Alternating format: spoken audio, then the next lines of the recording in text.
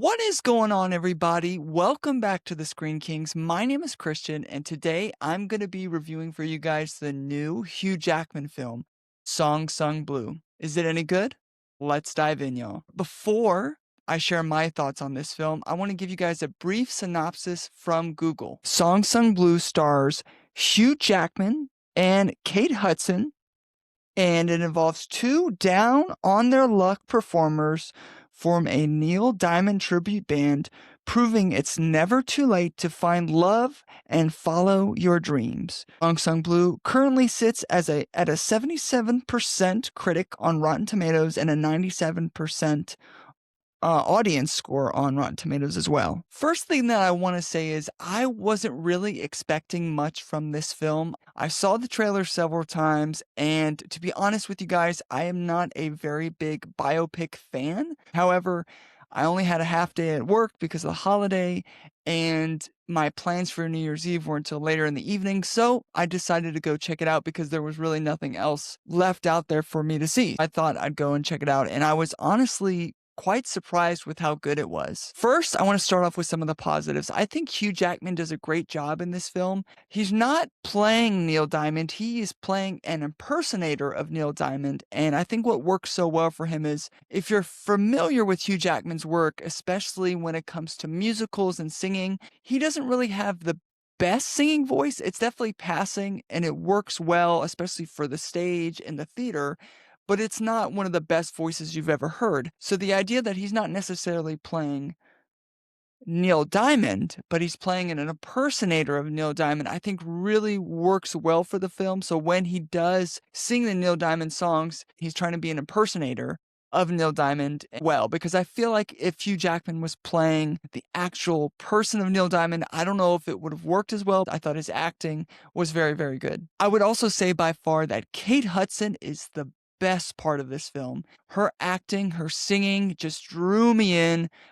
Parts of her singing, especially towards the end of the film, really reminded me of Lady Gaga. She gave a really strong performance. She comes across as kind of a spunky Wisconsin woman, but not to give spoilers away, but she goes through something pretty traumatic, which leads her into a depression. All the musical numbers she did were absolutely fantastic. So if you needed a reason to go see this film outside of Hugh Jackman or being a fan of Neil Diamond's music, I think Kate Hudson just gives a strong, solid performance, one that honestly was, for me, the highlight of the film. Another draw, what I have to say would be is that Hugh Jackman and Kate Hudson have a really good chemistry with one another. There's just a spark between the two of them and the scenes that they share, and you really feel like over the course of the film, as their relationship develops, that they felt like a real couple. They felt like the real lived in people that really loved and cared for one another.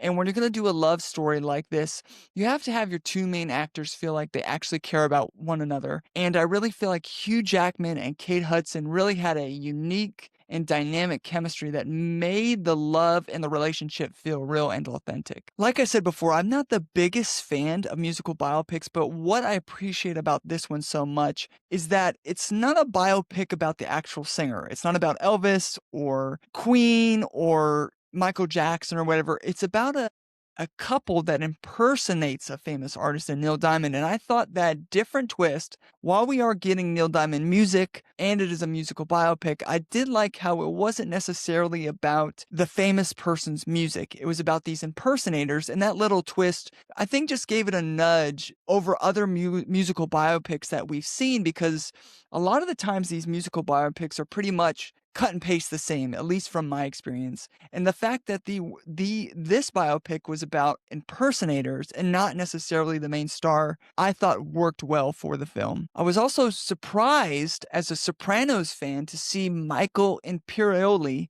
Sorry if I said his name wrong, not Italian, so I do apologize, but seeing him show up, and he plays at one point early in the film a Buddy Holly impersonator, and he was playing the guitar, he was singing, and I didn't know he had those kinds of chops. I saw him in Sopranos and I saw him in season 2 of The White Lotus. He was excellent in both shows, but seeing him pop up in here, I thought was a real treat. I didn't know he could sing, and I thought he really did a great job. Now, he doesn't really play a big role. He's only kind of in the background and is a supporting character, if you even want to call him that. He was just kind of in the background playing bass, and maybe that's the reason they they chose him to play that role is because he could play guitar, I'm not sure.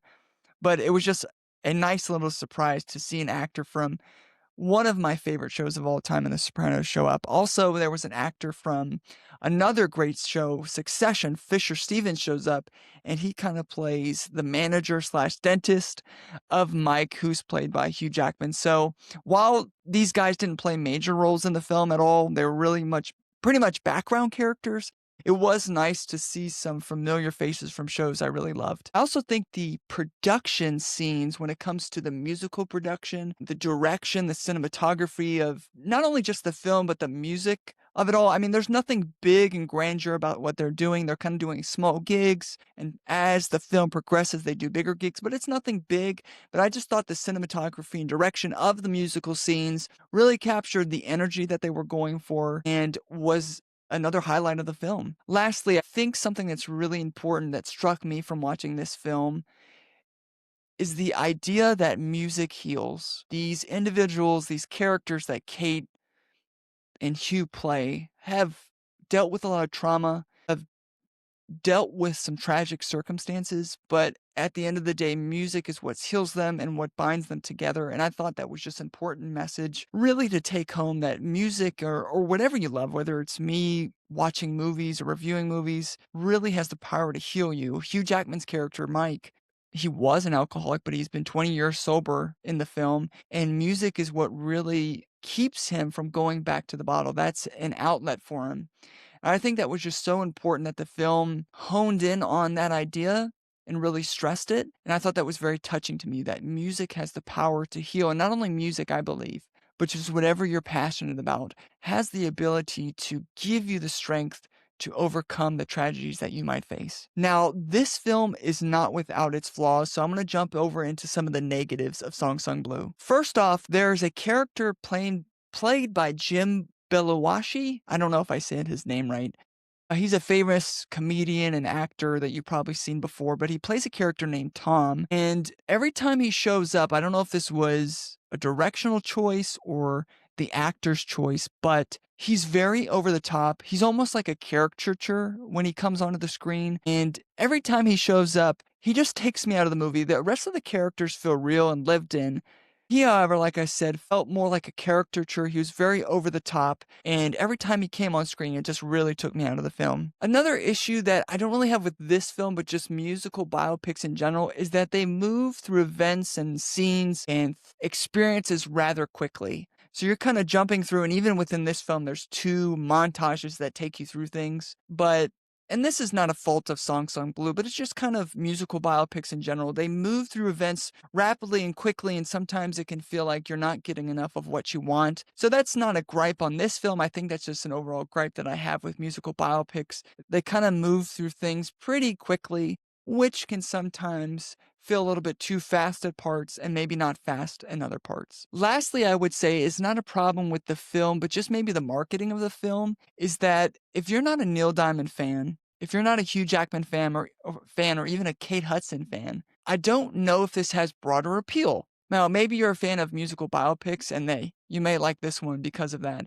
But if you don't fall in one of those categories, I don't really see how this can reach a broader audience. When I went to my screening, I will be honest with you, there was just a lot of older people and probably people that were more familiar with Neil Diamond's music from back in the day. So that's not a gripe on this film, but I just don't know if the film has a broad enough appeal to do well at something like the box office. So overall, guys, I am going to give Song Sung Blue a 7.5 out of 10. I definitely appreciated it and enjoyed it more than I thought I was going to. Is this something you have to rush out and see? No, not really. If you're a fan of biopics, if you're a fan of Hugh Jackman or Kate Hudson, or even Neil Diamond music, you definitely get your fill of it here. But overall, guys, Song Sung Blue, 7.5 out of 10. Enjoyed it more than I thought I would. If you guys saw the film, please let me know what you thought down in the comment section below. As always, guys, thank you so much for watching the Screen Kings. As always, if you enjoyed the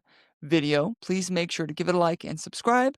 And until next time, Happy New Year and keep enjoying your movies. Bye-bye, guys.